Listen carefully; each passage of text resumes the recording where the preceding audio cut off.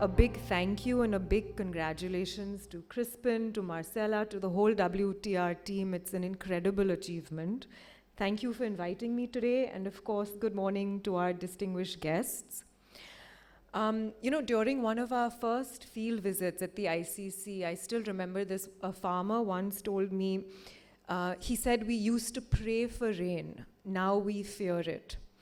And I think his words really reflect the very cruel paradox of climate change, which is, where something that was once so life-giving has now become such a source of instability. Too much rain, too little rain, rain that comes at the wrong time, it all threatens livelihoods and lives. But organizations like WOTR are truly turning that fear into resilience. And so while India's climate journey is uncharted, it's complex, like many other global south countries, and the scale of the crisis often can feel very overwhelming.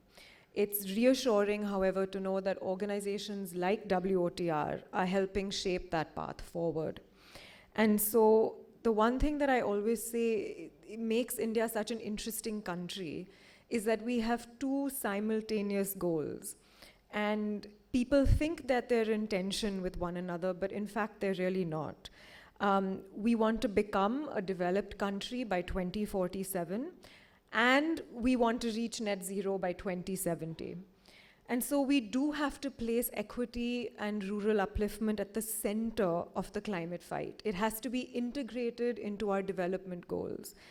And so WOTR's pioneering legacy, their vision, it's really a testament to this twin challenge.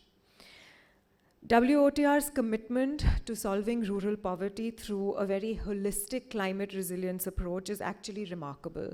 So over 30 years, they have transformed degraded landscapes, they've improved water security, they've empowered vulnerable communities, and they've done so with truly transformative climate adaptation strategies. So kudos to you, Crispin, to you and the whole team. It's truly immeasurable work. And so I want to take a moment to congratulate all of you, because it's not just about landscape restoration. It really is about ensuring that people, livelihoods, and ecosystems actually thrive together. We know that climate ambition setting in India happens at the center, but ambition alone is often not enough. And so the challenge of climate, as Crispin pointed out in his presentation, is often deeply local. And so the solutions have to be local as well, which is why subnational action tends to be critical, and why organizations like WOTR, the work that all of you do, is really so important and critical to fighting the climate challenge.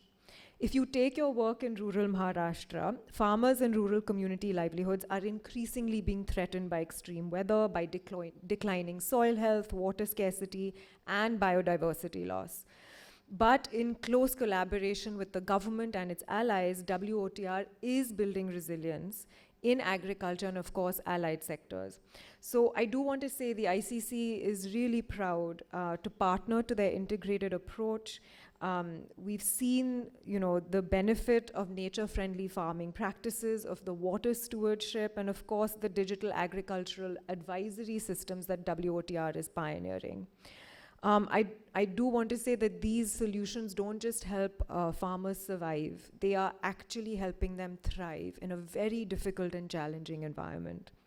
So in a world today where climate solutions often feel fragmented, they don't feel like they're enough or that they're scaling, WOTR's patient and integrated approach to what I like to call wholeness, because these are very holistic solutions, is actually really inspiring. So the work is not just about solving one problem, it's about restoring ecosystems, it's about advancing climate benefits, solving for poverty, all together. And so the methods, as you may have seen, really reflect that vision. But if we want solutions like these to reach every farmer, every village, every community that needs them, we have to continue to think big. And so the one thing that I do want to point out when it comes to India's climate finance needs, it's actually an estimated 10 trillion USD by 2070. That's really how much we need to transition to a climate integrated economy. And yet, of India's total philanthropic capital, only 7% per year goes towards climate action in this country. That means for every 100 rupees that's given in philanthropy, only 7 rupees actually goes towards a crisis that threatens millions. And that's a staggering gap, but it's also an opportunity. And so at the ICC, we really are trying to reimagine how that capital is deployed. We're helping funders see climate as an urgent priority. We support solutions like agroecology, land restoration, even coal storage infrastructure to enhance resilience, to improve livelihoods. This is why WOTR is such a critical partner. And I do want to say that climate philanthropy is not just about improving improving environmental restoration or degradation. It's really about improving human well-being. It's about reducing inequalities and, of course, strengthening India's economic future. It is so deeply linked and integrated to our development priorities. India is not going to be able to accomplish those developmental goals unless we account for climate and its impacts.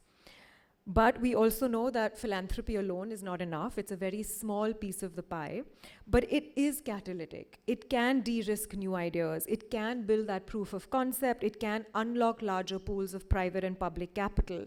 So when used strategically, philanthropic funding can actually create tremendous visibility for climate solutions.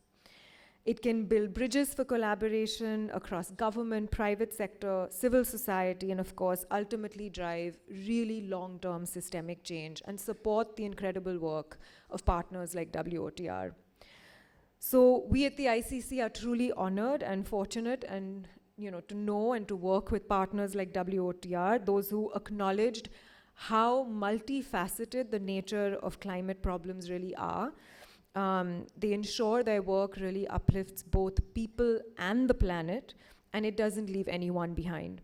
It's a 30-year legacy that has transformed rural climate work in India, proving that very integrated, locally driven solutions can be both effective and scalable. But I do want to say that if we want the next 30 years to be as transformative, we do have to act now. This is not just WOTR's mission, this is India's mission. It's our mission.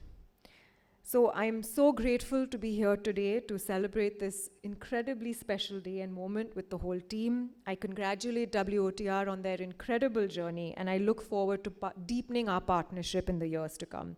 I wish you all the success in the future. Thank you.